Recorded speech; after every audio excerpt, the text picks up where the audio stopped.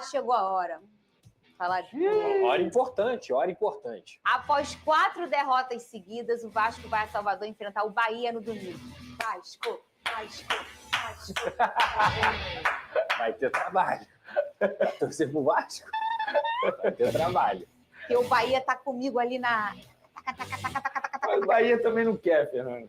E para esse jogo, o Fernando Diniz vai ter um desfalque importante. Coutinho foi advertido com o 3º cartão amarelo e vai precisar cumprir suspensão. Isso é natural. A boa notícia é que o time vai ter retorno dos convocados na data FIFA que fizeram muita falta. Quem que vai voltar aí, Lucas Pedrosa? Paulo Henrique, Carlos Cuesta e Carlos Andrés Gomes estão à disposição. Como fizeram falta, hein? Fazem muita falta, porque a gente sempre fala aqui, né? Qualquer time do mundo perde 3 jogadores de nível de seleção, teria dificuldade de conseguir repor. Obviamente, o problema do Vasco é coletivo, não é por conta só de 3 peças, mas eu sempre falo também que o nível de diferença do titular para o reserva é muito grande. Do Carlos Cuesta para o Hugo é muito grande. Do Paulo Henrique para o Pumita é muito grande. E hoje, com a má fase do Verratti, o Carlos Andrés Gomes acaba se tornando uma peça crucial, porque o Ryan vai jogar de centroavante. Então, assim, eu acho que a volta deles é a melhor notícia que o torcedor do Vasco poderia ter para o nível de competição que o Vasco precisa retomar. E a gente vê que quando alguns personagens não estão, o negócio desanda um pouquinho, Venê. E a gente está falando de 3 importantes personagens no time Vasco da Gama. 3 jogadores que fazem a diferença na equipe titular. Sem eles, o nível cai bastante tecnicamente. E com a chegada deles, o nível subiu bastante. Não é nem só sobre o que aconteceu nas 4 últimas derrotas, mas o que aconteceu nas 4 vitórias consecutivas, Venê. Exatamente. Muito por conta Barros deles. Entrando no jogo, o Botafogo de Copa do Brasil, equalizando o meio de campo. A dupla de zaga que começa contra o Flamengo, não foi? Sim. Contra o Flamengo? Foi, né? Foi, que aí o Robert bate com a cabeça, mas ele ainda estava fazendo uma boa partida. Quer dizer, assim, esses jogadores foram fundamentais para... Parece que equalizaram o Vasco. Aí eles saíram, o que aconteceu? O Vasco começou a tomar mais gols. Isso não é coincidência. Obviamente que a presença desses 2 e desses 3, contando com o Cauã Barros, fazem muita diferença na consistência defensiva do Vasco da Gama. Sem sombra de dúvidas, com o retorno deles, o time vai melhorar. Se vai vencer ou não, é uma outra história. Pedrosa, vamos lá. 4 jogos sem ganhar, perdendo, derrota, tá? Eu quero saber uma coisa, negócio de tchá-tchá-tchá aí. Crise, não sei o quê, brigaiada, brigoiô, sei o quê. O pessoal começou a levantar isso aí. É um tchá-tchá-tchá como é que é, né? Tu não tá no negócio do entra... grupo da vizinhança? Eu fiquei sabendo aí. O grupo dos vizinhos lá do prédio, não tá não? A bola não entra, começa a teoria da conspiração. Aí eu quero saber. Tem brigaiada? Vamos lá. O povo tá brigando internamente no Vasco? Tem crise no Vasco, ô Pedrosa? Vamos lá.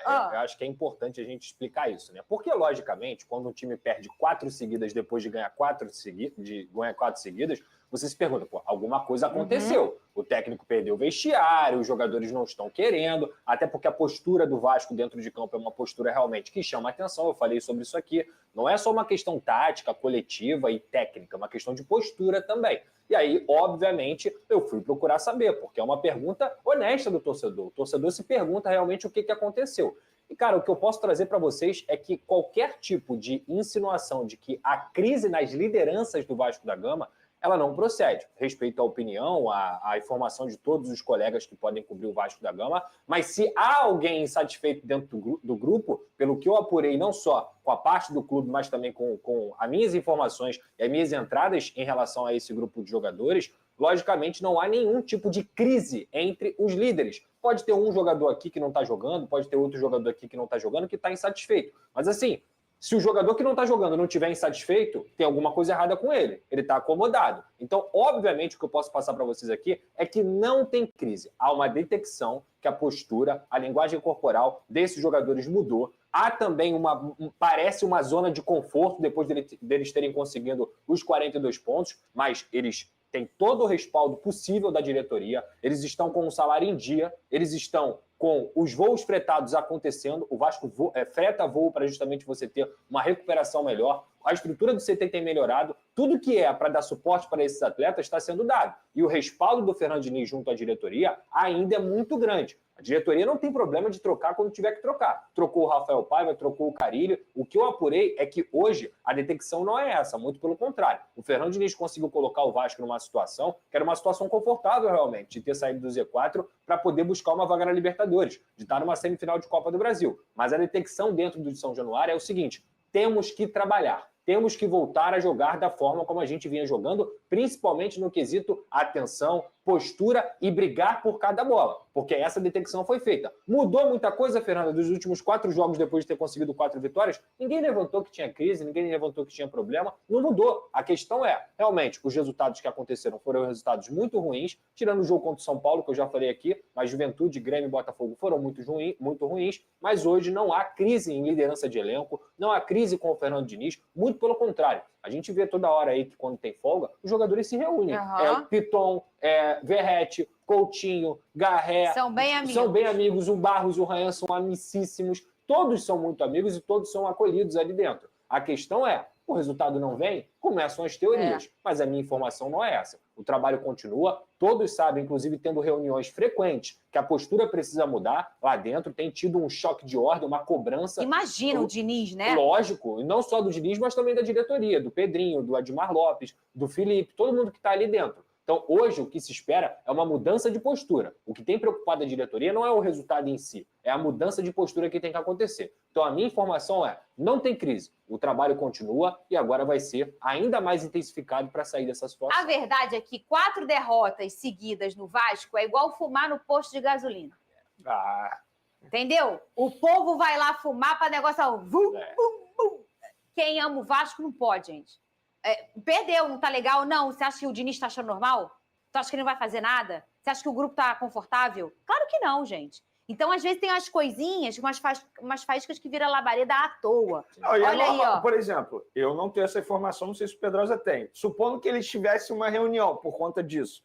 Eles se reuniram lá com o Fernando Diniz. Isso é normal. Se a nossa audiência começar a cair aqui, a gente vai se reunir também. Para entender o que está acontecendo. Isso está acontecendo mesmo. Isso faz parte de uma relação entre grupos. Estamos falando de uma relação que tem mais de 30 pessoas envolvidas. Isso faz parte. Então, assim, que bom que eles estão preocupados, que caiu de rendimento, porque de fato não é normal. Exato. Além do resultado, não é normal como o Vasco da Gama vem jogando, porque o desempenho é terrível. Olha aí, ó. Vasco vai na Arena Fonte Nova pegar o Bahia, depois recebe o Inter em São Januário, vai receber o Mirassol também em São Januário, e na última rodada, na Arena MRV, vai pegar o Galo. Essa é a sequência do Vasco. Pedrosa, tem informações sobre a renovação do Ryan, do Vasco? Tem informação exclusiva que a gente pode trazer aqui. Lembra quando eu trouxe que o Vasco apresentaria um projeto para ele ficar 5 anos e ficar dentro do Vasco para que não fosse para a Europa, bater e voltar e que ele conseguisse se maturar aqui? A informação que eu tenho é que dentro dessas conversas o Vasco tem encaminhado uma renovação com o Ryan até dezembro de 2028, ou seja, seriam mais 3 anos de contrato. O Ryan e o Steph também entenderam que os 3 anos seriam benéficos. O Vasco se protege. Por quê, Pedrosa? Porque a multa do Ryan vai para 80 milhões de euros. Essa é a informação que eu posso trazer para vocês de forma exclusiva. Uma multa que protege o Vasco de, quem sabe, uma proposta maior de um clube da Europa. Logicamente, ele não vai sair por esse valor. Nenhum jogador do futebol brasileiro vale esse valor. E é muito difícil até você achar na Europa alguém que valha isso. Mas ele vai ter uma proteção maior e também uma bonificação, um aumento salarial para que o Ryan seja valorizado da forma como ele merece e para que o Vasco mantenha esse garoto. Se chegar uma proposta realmente muito boa e recusável, tanto para o Ryan quanto para o Vasco, senta, conversa e ele pode sair. Mas agora o Vasco vai estar protegido, está encaminhado, ainda não está assinado, ainda não está concretizado, mas está encaminhado. 80 milhões de euros de multa rescisória, mais 3 anos de contrato, ou seja, até dezembro de 2028, para o Ryan ficar no Vasco. É um mecanismo natural, né? Para proteger o jogador, para aumentar o salário dele e na hora de chegar uma proposta, poder negociar. Antigamente, com o Pires na mão, o desespero total, se botava preço de banana para conseguir vender. Hoje tem uma responsabilidade financeira maior. Vamos fazer o seguinte, vamos ver como é que foi a nossa visita com Caixa Iluminada da Economia em São João de Meriti. E tá aí, você vê nesse momento as palavras de Lucas Pedrosa, analisando um pouquinho sobre a situação envolvendo a equipe do Vasco da Gama, que vai viajar rumo a Salvador para enfrentar o Bahia, que perdeu por 3-2 para o Fortaleza na Arena Fonte Nova. O Vasco da Gama vem ali de uma sequência muito ruim, uma sequência péssima e precisa virar a chave e acordar o mais rápido possível. Precisa ter aquela chacoalhada no elenco, porque o Vasco já tem ali pessoas, né, torcedores também, levando em consideração a possibilidade de rebaixamento. E é uma coisa que o Vasco não tem nem que se cogitar. Tem que vencer pelo menos mais uma ali para que possa ter a tranquilidade e não corra risco nenhum de ser rebaixado para a segunda divisão. Sobre Ryan, renovação importante, fundamental, e que o Vasco tinha que fazer para se resguardar, ter uma multa ali maior, né, em relação à sua rescisão, caso algum clube quiser pagar a multa para não ter nem conversa, nem negociação com o Vasco, 80 milhões de euros, com certeza é um valor muito interessante. Lembrando que vai ter cobertura completa para vocês, diretamente da Arena Fonte Nova, com coletiva, análise dos comentaristas e tudo que envolve essa partida, que é fundamental para a equipe do Vasco. Eu peço a você que deixe o like, é muito importante para o nosso canal. Acione o sininho de notificação para não perder nenhum conteúdo. Nossa meta é alcançar o mais rápido possível 70 mil, conto muito com a sua ajuda e também com a sua moral. Vou ficar por aqui, velho. Tamo junto. E é nóis! Fui!